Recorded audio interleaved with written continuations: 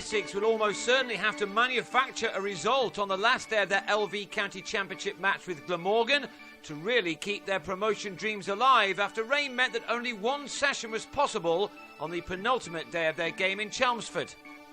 Essex really needed a full day's play in order to get themselves into a natural winning position.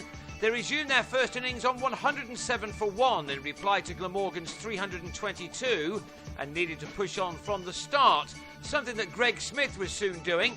He scored all of his 16 runs in boundaries, but he then slashed a ball from Michael Hogan to Dean Koska, who held on very well in the gully. That was the home side's only setback as Jake Mickleborough, who began the day on 68, and O.A. Shah played their shots.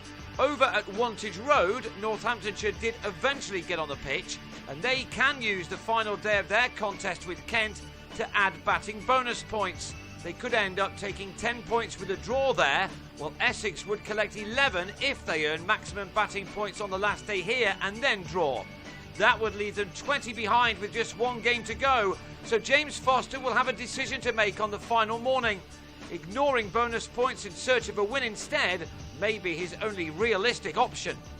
Mickleborough did everything he could possibly do to help. A 3 off Koska took him to his second championship ton of the summer off 155 balls, from which it also struck 14 fours. He was not in the first team at the start of the season, yet he's now the county's leading scorer in the 4-day game this year. He has had a very positive summer for Essex. With that out of the way, he now concentrated on scoring as many runs as possible before the forecast rains arrived.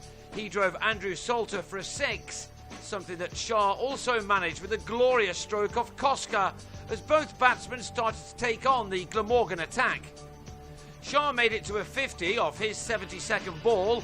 He struck that 6 and 6 other 4s and would have fancied plenty more against the Glamorgan side, who really have other things on their minds right now, with a 40-over final to come against Nottinghamshire at Lord's on Saturday.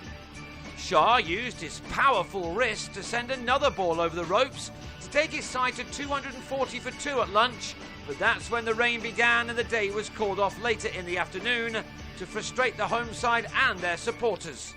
So now it's up to Foster to decide whether to stick or twist on the final day. A draw is likely to put an end to his side's promotion ambitions, so he may have no other option than to go to his opposite number, Mark Wallace, and hope he's in a generous enough mood to allow Essex to chase a target on the last afternoon.